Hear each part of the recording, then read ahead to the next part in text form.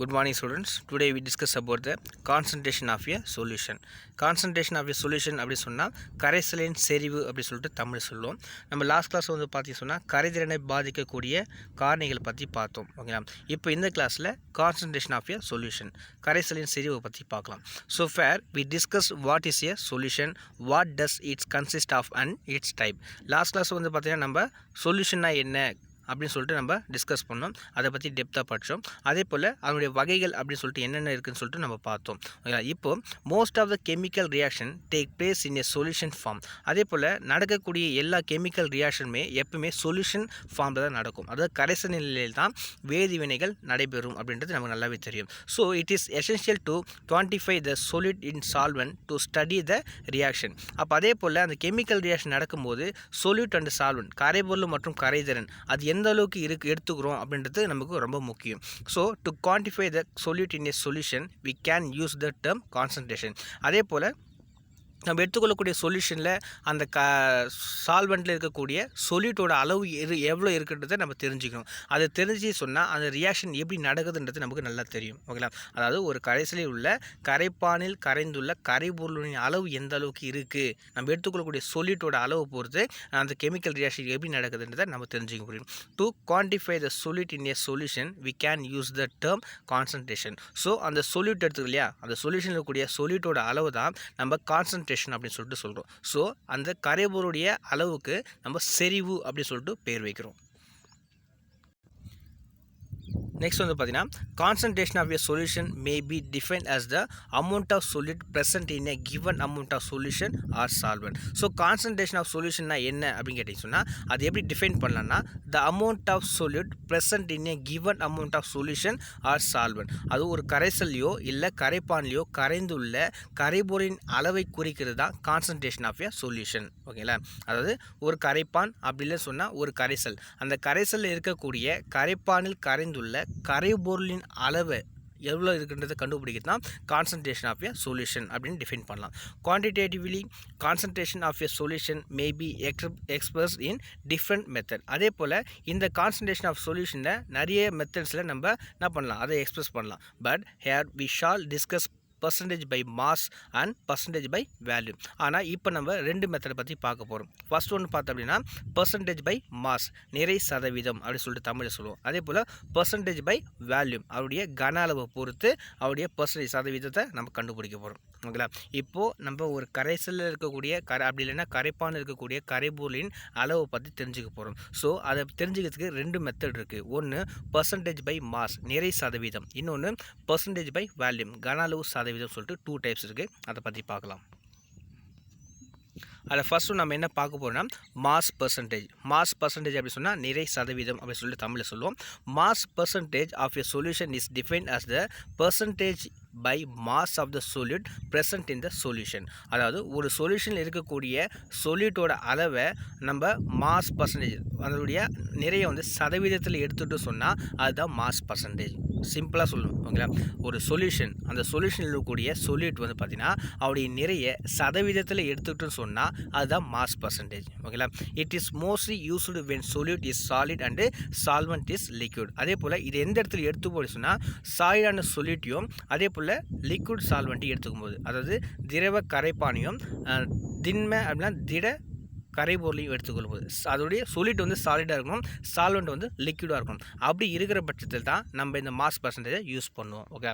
So mass percentage எப்படி கண்டுபிடிக்கலாம்னா mass percentage equal to mass of the solute divided by mass of the solution into 100. அப்போது mass நிறை சதவீதத்தை எப்படி கணக்கிட்டு வரலாம் அப்படின்னா மாஸ் ஆஃப் த சொல்யூட், நம்ம எடுத்துக்கொள்ளக்கூடிய சொல்யூட்டோட நிறை டிவைடட் பை அந்த சொல்யூஷனுடைய நிறை, அது ரெண்டுத்தையும் டிவைட் பண்ணி 100ஆல் மல்டிபிள் பண்ண சொன்னால் நமக்கு மாஸ் பர்சன்டேஜ் கிடைக்கும். நெக்ஸ்ட் வந்து இதே மாஸ் பர்சன்டேஜ் வேறு மாதிரி கண்டுபிடிக்கலாம்.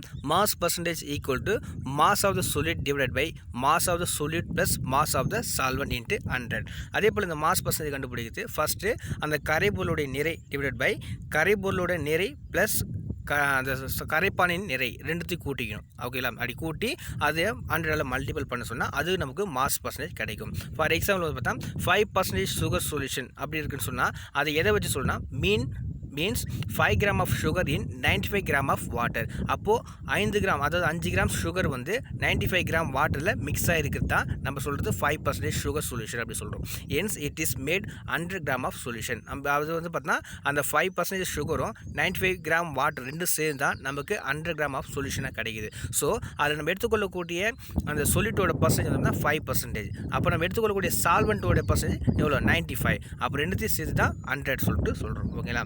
Usually mass percentage is expressed as W weight by weight அப்படி சொல்லிட்டு சொல்லுவோம். அதே போல் மாஸ் பர்சன்டேஜ் நம்ம எப்படி எக்ஸ்பிரஸ் பண்ணலாம், W weight by weight அப்படி சொல்லிட்டு சொல்லுவோம். ஏன்னா மேலேயும் நம்ம சொல்யூட்டோட வெயிட் எடுத்துக்கிறோம், கீழே வந்து பார்த்தா சால்வெண்ட்டோட வெயிட் எடுத்துக்கிறோம். So weight by weight.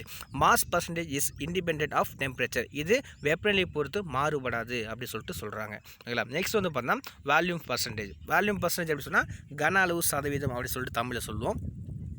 Volume percentage is defined as the percentage by volume of solute present in the given volume of the solution. அதே போல் இதுவும் சேம் தான். நம்ம எடுத்துக்கொள்ளக்கூடிய சொல்யூஷனில் அதில் ப்ரெசென்ட் இருக்கக்கூடிய சொல்யூட் வந்து அவருடைய பர்சன்டேஜ் மாஸ் இருக்கு இல்லையா, அந்த மாஸை நம்ம கன அளவு வந்து பர்சன்டேஜாக எடுத்துக்கிட்டு சொன்னால் அது வேல்யூம் பர்சன்டேஜ். ஓகேங்களா. ஒரு சொல்யூஷனையும் அப்படியே சொன்னால் அந்த சொல்யூஷனில் ப்ரெசென்ட் இருக்கக்கூடிய சொல்யூட் இருக்கு இல்லையா, அதனுடைய வேல்யூமை பர்சன்டேஜில் எடுத்துகிட்டு சொன்னால் அது வேல்யூம் பர்சன்டேஜ். ஓகேங்களா. அப்போ வேல்யூம் பர்சன்டேஜ் எப்படி கண்டுபிடிக்கலாம், volume percentage equal to volume of the solute divide by volume of the solution into 100. First மேலே என்ன பண்ண போகிறோம், நம்ம எடுத்துக்கொள்ளக்கூடிய சொல்யூட்டோட வேல்யூம் டிவைடட் பை அந்த சொல்யூஷனுடைய வேல்யூம் இன்ட்டு 100. அது வந்து சொன்னால் நம்ம வேல்யூம் பர்சன்டேஜ் கண்டுபிடிச்சிடலாம். நெக்ஸ்ட் வந்து பார்த்தா அதே வேல்யூம் பர்சன்டேஜை வேறு மாதிரி கண்டுபிடிக்கலாம், volume of the solute divided by volume of the solute plus volume of the solvent ரெண்டுத்தையும் கூட்டிக்கணும். ஓகேங்களா.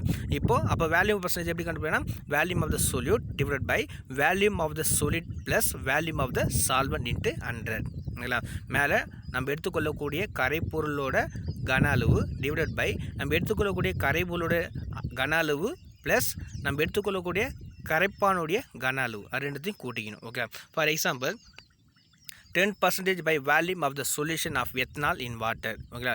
இப்போ 10% வந்து பார்த்தீங்கன்னா வேல்யூ நம்ம என்ன பண்ணோம், எத்தனால் இன் வாட்டர் எடுத்துக்கிறோம். ஓகேங்களா. அப்போ எத்தனால் கரைசல் எடுத்துக்கும் போது அதில் என்ன மீனிங் அப்படின்னா 10 ml of ethanol in 100 ml of solution or 90 ml of water. இந்த இடத்துல 10 ml வந்து நம்ம எத்தனால் எடுத்துக்கிறோம், 90 ml வந்து பார்த்திங்கன்னா நம்ம வாட்டர் எடுத்துக்கிறோம். ஸோ இதை வந்து பார்த்து சொன்னால் கன அளவாக எடுத்துக்கிறோம். இப்போ ரெண்டுமே சேர்த்து வந்து 100% வந்துடும். அப்போது அது இருக்கக்கூடிய கரைபொருளுடைய கன அளவு எவ்வளோன்னு கேட்டால் 10%. இதுதான் கன அளவு சதவீதம் சொல்லிட்டு தமிழில் சொல்கிறோம். ஓகே.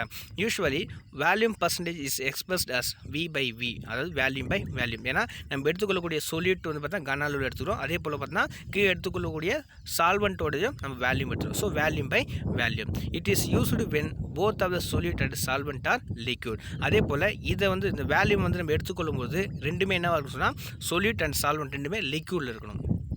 ஏன்னா லிக்விடுக்கு மட்டும் தான் வேல்யூம் இருக்குது, சாலிடுக்கு நம்ம வேல்யூம் கண்டுபிடிக்க அவசியம் இல்லை. ஸோ ரெண்டுமே என்னவாக இருக்குன்னு சொன்னால் லிக்விட் ஸ்டேட்டில் இருக்கணும்.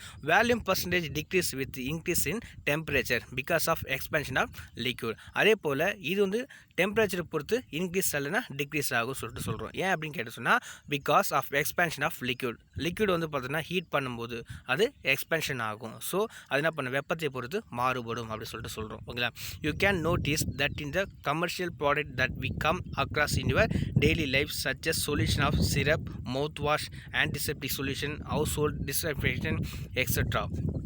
அதே போல் இந்த வேல்யூம் பர்சன்டேஜ் அண்டு மாஸ் பர்சன்டேஜ் நம்ம அன்றாட வாழ்க்கையில் நிறைய பார்த்துருப்போம். நம்ம யூஸ் பண்ணக்கூடிய சிரப்ஸ் இருக்கு இல்லையா, நம்ம யூஸ் பண்ணக்கூடிய நிறைய சொல்யூஷன் எல்லாமே தான் சிரப்ஸ் இருக்குது. அதே போல் மவுத் வாஷு, அதே போல் ஆன்டிசெப்டிக் சொல்யூஷன், ஹவுஸ் ஹோல்டு டிஸ்இன்ஃபிகேட்டன், இது எல்லாமே வந்து பார்த்தீங்கன்னா அதில் V by V, W by W சொல்லிட்டு கொடுத்துருப்பாங்க. ஓகே.